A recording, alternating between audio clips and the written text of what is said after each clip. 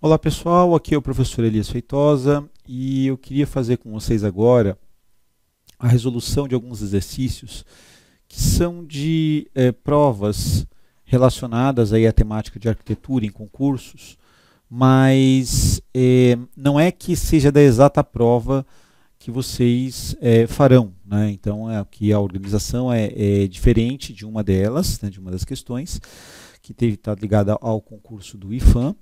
E tem uma outra que foi de uma prova anterior organizada pela VUNESP, né? Então pode ter aí alguma diferença, mas por conta do recorte temático, didático, aí é interessante a gente fazer a análise desses exercícios. E, claro, não aparecerão os mesmos temas, né? Então a gente aproveitar o recurso, né, para poder discutir, apontar algumas questões e, com isso, estruturarmos aí uma discussão, né? Então, por exemplo, nesse processo seletivo que a VUNESP organizou em 2012, aqui apareceu uma questão bem pontual que está ligada à história da arquitetura.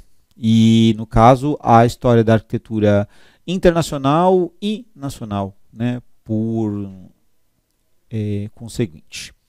Muito bem, então o que nós temos aqui? São nomes pioneiros do movimento moderno, associados respectivamente à Bauhaus e aos primeiros projetos modernistas executados na cidade de São Paulo, respectivamente. Bem, então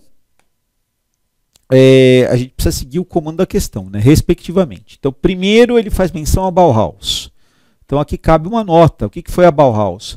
A Bauhaus, ela foi a primeira escola de arte moderna do Ocidente, né? Ela foi a primeira escola ligada a uma tradição que não era mais a arte acadêmica, que vinha lá do contexto do Renascimento, da arte que buscava arte pela arte, da exaltação do belo, mas sim de uma estética moderna, reflexiva, que discutia e desconstruía a própria tradição, que almejava novas referências e contextos dentro do processo da criação artística, e isso vai implicar não só na produção de projetos arquitetônicos, mas a gente precisa também observar o papel do desenho, o papel daquilo que estaria nascendo ali, que hoje para nós já é uma coisa consagrada, né, o design, mas e o design de mobiliários, de objetos, então o papel da decoração de interiores começa a ser discutido ali, e esse grupo ele reuniu muitos personagens, né, de diferentes nacionalidades, que ficaram ali articulados na Alemanha, pelo menos entre os idos de 1918 e 33. Depois, com a ascensão do regime nazista, ela foi fechada. O regime nazista era notoriamente simpático, né, àquela perspectiva mais conservadora da arte, ao classicismo, a uma interpretação específica do classicismo, e Hitler, ele, através do Albert Speer, que foi o grande nome vamos dizer assim, o arquiteto, né, do Terceiro Reich, ele vai articular todo um processo que é ligado a uma outra tradição, né? Então, uma tradição que está lá focada numa leitura do classicismo e das referências do classicismo. Muito bem. Então, essa é a Bauhaus. Vale dizer que depois da Segunda Guerra Mundial, a Bauhaus ela se reorganiza, ela sofreu uma reestruturação e hoje ela existe novamente funcionando na Alemanha, né? Claro que remetendo a essa história tal, mas hoje é a arte moderna, aliás, nós já estamos nem mais no período moderno, né? Já estamos no pós-moderno, né? No que a gente chama já de uma contemporaneidade. E uma segunda referência que a questão faz a respeito dos primeiros projetos modernistas na cidade de São Paulo. Então, a gente está pensando Bauhaus, Europa, São Paulo, aqui no caso do Brasil. E aí vamos para as alternativas. Muito bem, a alternativa A, ela é bastante tentadora, né? Bastante tentadora porque tem um nome da Bauhaus e tem um nome da arquitetura brasileira, né? Vamos dizer assim, um grande nome, né, ligado ao universo do urbanismo, mais especificamente, não da arquitetura, mas do urbanismo, né, que tem o seu legado relacionado aí à construção de Brasília. Mas vamos começar pelo início da alternativa A, que é o Walter Gropius. Walter Gropius, sim, ele foi um dos organizadores da Bauhaus. Então ele está lá, e Walter Gropius, Paul Klee, Wassily Kandinsky, são algumas das referências que deram origem à Bauhaus. Então, a primeira parte da letra A está correta. Agora, a segunda parte da letra A, que está falando sobre o Lúcio Costa, bem, Lúcio Costa ele estaria num contexto que não é a primeira vaga, a primeira leva do modernismo, né? Então ele, na verdade, em São Paulo especificamente, Lúcio Costa ele vai ter uma perspectiva importante lá no cenário do urbanismo em Brasília. Ele teve no começo da sua carreira uma proximidade muito grande com uma arquitetura mais tradicional, de um neocolonialismo, depois ele acaba rompendo com isso.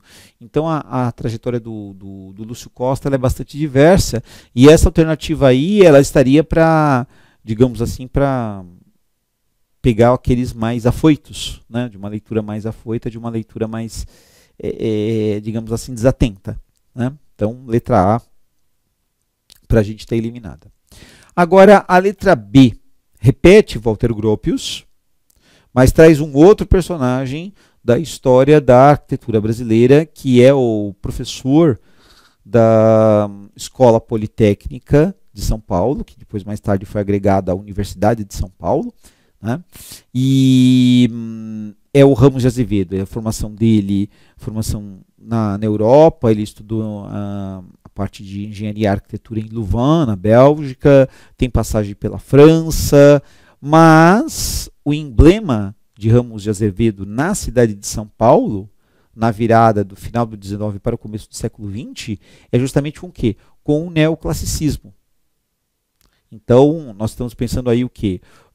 O projeto do Teatro Municipal, o mercado municipal, os prédios ali, por exemplo, da Secretaria de Justiça, Tribunal de Alçada Cível, são alguns, o prédio da Central dos Correios, então o escritório de engenharia Ramos de Azevedo, ele tem esse traço, né, específico de uma releitura da tradição europeia, ligada mais a uma questão conservadora do que, por exemplo, ao modernismo, né?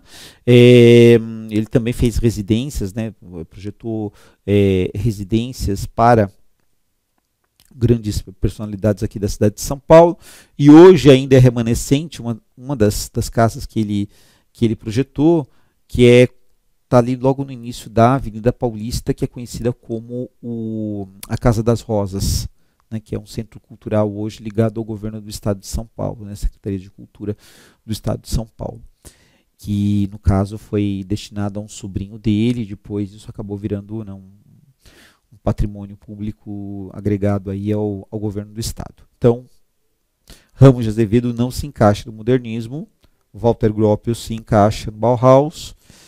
Portanto, a letra B também está fora aí da nossa escolha.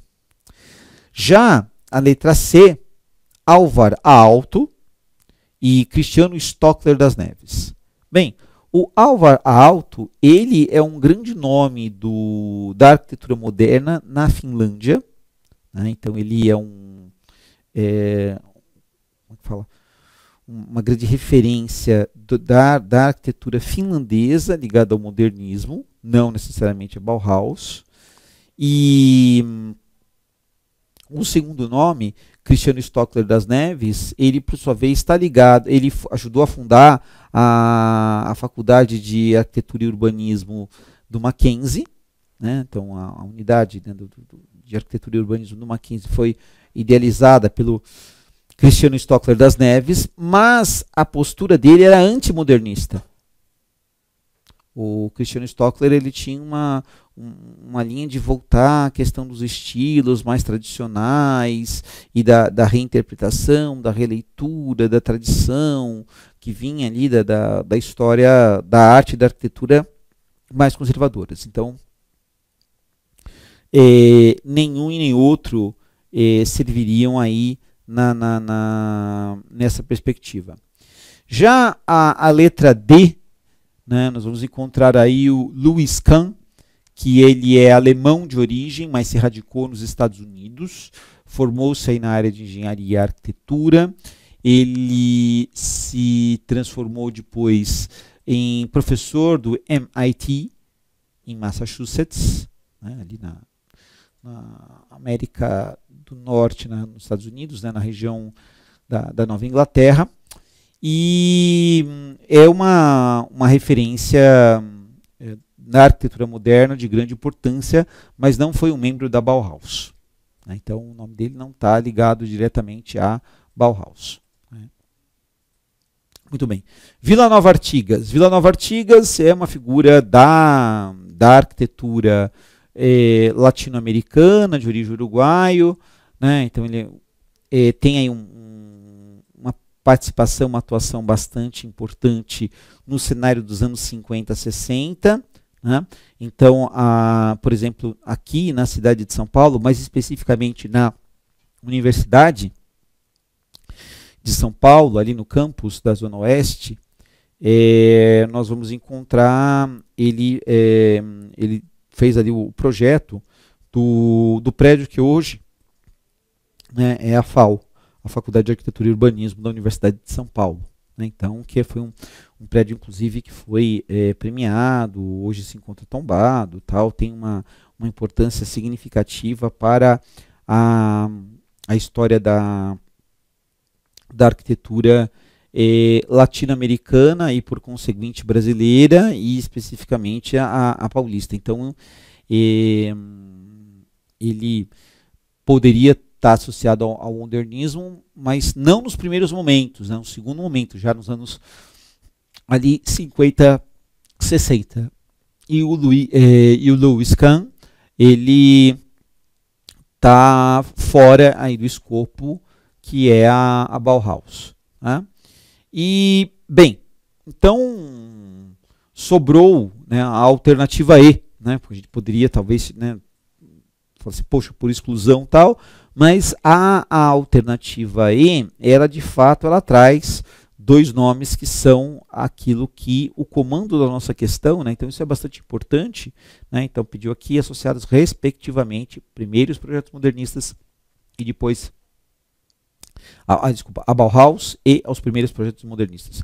Então, o Mies van der Rohe, ele é um nome de ponta dentro da Bauhaus, junto com Walter Gropius, junto com Paul Klee, junto com Wassily Kandinsky, e atua aí na discussão, no debate dessa arquitetura renovada, moderna, de ampla, digamos assim, né, transformação que estava acontecendo ali ao longo das décadas 20, 30, 40, 50, que vai ser o grande momento da arquitetura modernista. Né? Então, ele tem aí um peso importante, né, na sua participação da Bauhaus, como professor, como intelectual, como produtor de reflexões teóricas, conceituais, dentro da sua produção acadêmica,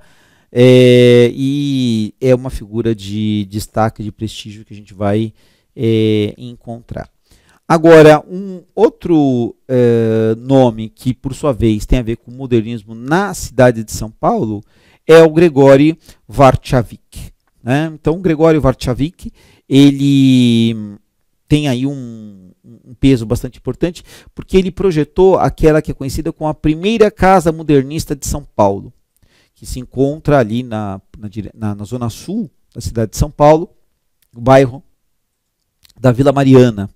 Né? Então, essa casa ainda se encontra em pé, tal, ela, enfim, está um tanto quanto carente de uma conservação um pouco mais cuidadosa, né, mais dedicada, mas é um patrimônio, digamos assim, da cidade de São Paulo e dessa circunstância que foi o modernismo aqui. Né? São Paulo tem uma relação muito forte com a dinâmica da arte moderna, por ter por exemplo, em 1922, aqui articulado a Semana de Arte Moderna em fevereiro de 1922, né? Então, e juntou dessa Semana de Arte Moderna gente ligada à pintura, à música, à poesia, né? Então,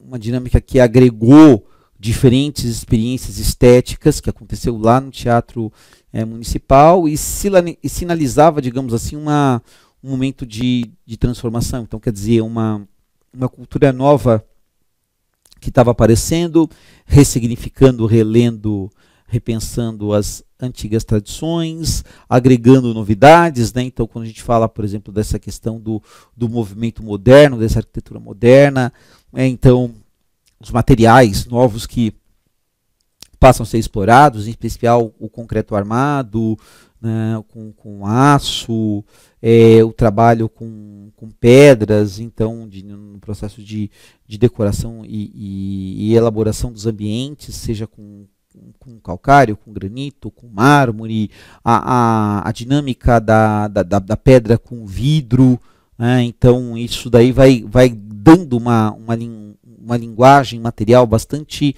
peculiar ao modernismo, além daquela toda a reflexão sobre linha, forma geométrica, os volumes agregados, as referências que vão se constituir no que seria o projeto modernista, né? Mais tarde, no contexto ali dos anos 50, 60, e aí o emblemático vai ser justamente ao longo da gestão do Juscelino Kubitschek, a capital planejada de Brasília, em 1960, que vai congregar um significativo conjunto, né, de obras modernistas e dentro do traçado urbanístico que o Lúcio Costa desenvolveu. Então, dentro desse contexto, dessa situação, nesse teste, que é um teste que está falando da história da arquitetura no Brasil, da história da arquitetura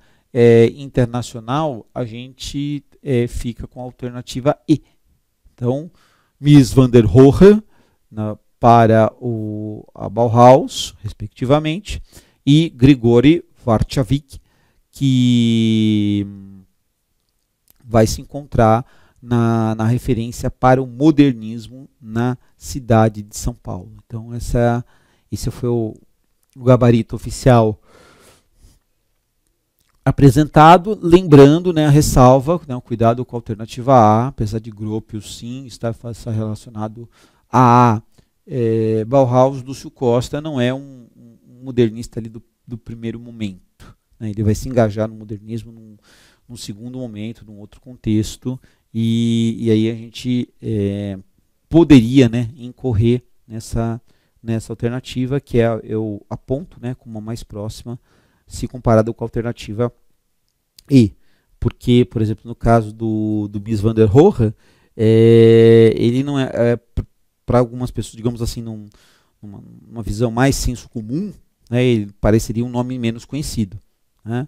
Alguns atribuem a ele, e aí tem aquelas controvérsias, né, dentro da sua reflexão sobre arquitetura e produção arquitetônica, ele ter se aproximado muito daquilo que a gente vai conhecer como minimalismo, né? E atribuem a ele a frase que menos é mais. Não dá para talvez ter uma plena certeza disso, mas o Van der Rohe tem esse, vamos dizer assim, tem esse histórico, né? E também dele, numa outra perspectiva, retomar aquele dizer que é um dito popular, que a gente vai encontrar diferentes referências, né? Que é o que Deus está nos detalhes, nas pequenas coisas, né? Que contraria inclusive a sua origem alemã, né? A família, né, pensando na grafia do nome, deve ser de origem holandesa. Ele nasceu em Aachen, ali muito próximo da fronteira entre a Holanda e o que é hoje a Alemanha, mas ele portanto, alemão de nascimento. E os alemães dizem que o diabo mora nos detalhes, né? Só que, no caso, nessa perspectiva que o Van der Rohe ele aponta nos seus trabalhos, tal, ele vai dizer exatamente o contrário, vai dizer aquilo que os vizinhos franceses falam: Le bon Dieu habite les petites choses, né? Então, o bom Deus está nas pequenas coisas, né? Então, é uma perspectiva, digamos assim, um tanto quanto peculiar, mas isso tem a ver com o quê? Com uma... Enfim, pode ser um simples idiosincrasia, um xiste aí a respeito dessa questão dele trabalhar com os elementos mínimos, dele buscar a exploração dos espaços amplos, das formas geométricas de uma conceituação mais pura, né, de uma amplitude, e aí dessa arquitetura minimalista que vai ser relacionada à produção dele. Já o Grigori Varchavik, ele tem aí também uma relação forte com a questão da linguagem geométrica, da organização dos espaços a partir dessa geometria, né? Então, o trabalho de pensar, conceber os cômodos e a própria estrutura da casa, né, como faces e interfaces, né, de polígonos que estão ali se interrelacionando. Então isso é uma coisa que é marcante no trabalho dele também e, portanto, coaduna com a questão do modernismo de um modo bastante específico e foi aí uma referência, um marco na trajetória modernista da cidade de São Paulo. Então a questão é uma questão assim, bem focada nessa parte histórica, né, de história e cultura, vamos dizer assim, do contexto do século XX, né, e pediria ali uma leitura atenta, uma reflexão bastante, digamos assim, expressiva de cada uma das alternativas. Então, no caso, assim, como uma estratégia de trabalho, o que eu acho pertinente vocês fazerem? Com aquilo que vocês tiverem na mão, fazendo o lápis ou a caneta e tal, vocês fazendo a leitura, né, do que é o comando da questão, do que está sendo pedido, e olhando para as alternativas, já o que você acha que deve ser eliminado, risca, para que ou você vai chegar na alternativa que você avaliou ali como a correta, né, esperamos que essa avaliação seja, né, de fato correta, ou pelo menos você vai conseguir ficar ali entre duas alternativas, né? Então, nessa coisa de você já ter riscado 3, você tem 2, 50% de chance de acerto, 50% de chance de erro por conseguinte, e isso te deixa mais fácil para pensar. E o que é bastante pertinente também numa prova como essa de concurso é você pode mexer no caderno de questões, abra o caderno de questões, dê uma olhada nas questões, né, veja os temas que estão sendo colocados, tal. Não precisa, você necessariamente não tem que começar da primeira questão e ir seguindo em ordem até a última.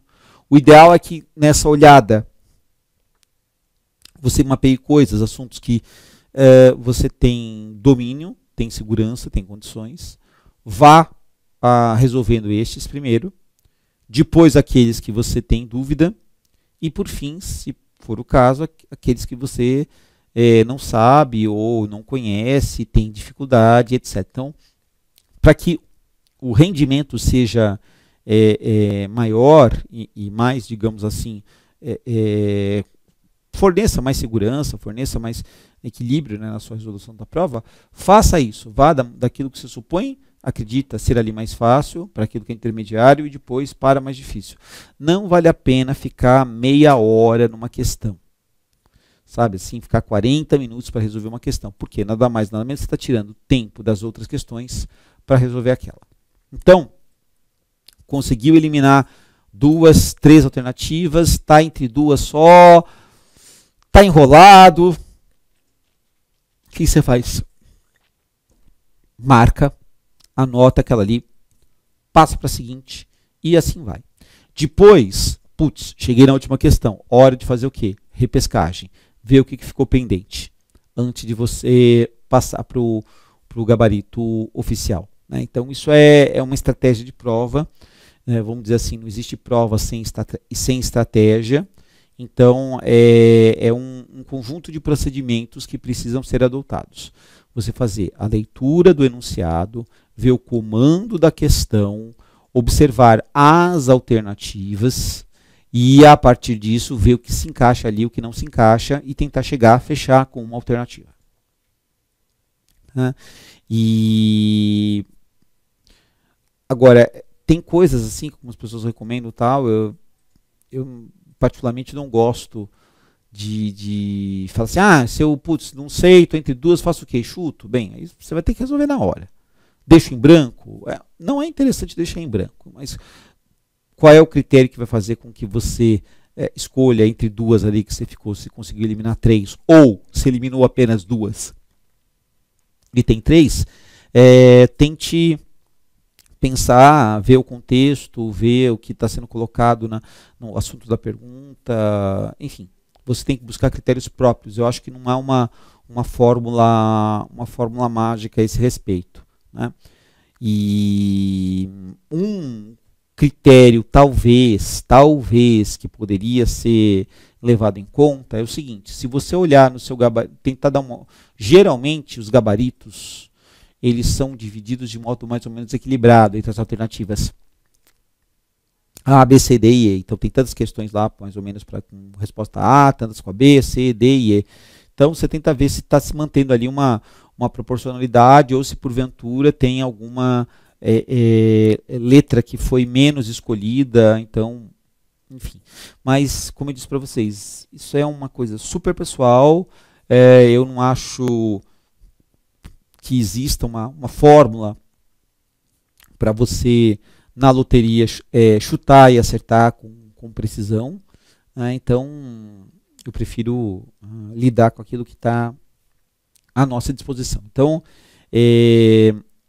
leitura do enunciado, leitura do comando da questão, grifo do comando da questão, isso é bastante importante, leitura das alternativas, lê a alternativa, tem certeza que não é? Risca. Lê a alternativa, está em dúvida? Faz uma marquinha. E assim vai. E depois você chega na sua resolução final. Né? Então, esse procedimento evita aquelas circunstâncias, às vezes, de você ter marcado uma coisa e depois você mudar de ideia. Né? Então, às vezes, mudar de ideia nem sempre é uma boa pedida, porque você pode ali ter feito uma leitura, e no dado contexto ali, de fato, aquilo está certo e tal, e sem querer, por uma incerteza, por uma hesitação, troca a alternativa e acaba perdendo um ponto desnecessariamente. Então, eu recomendo essa sequência de procedimentos. Né? Agora, é claro, cada prova ela tem as suas características comuns, né? a sua base comum de organização. E daí a gente precisa de um roteiro básico, né? E tente nas outras áreas, né? Porque assim, você não vai fazer a prova só de arquitetura, né? Tem outros itens que serão cobrados de você. Você pode também seguir a mesma perspectiva. Começa do mais fácil, vai para o médio, para o difícil. Procure responder todas as questões.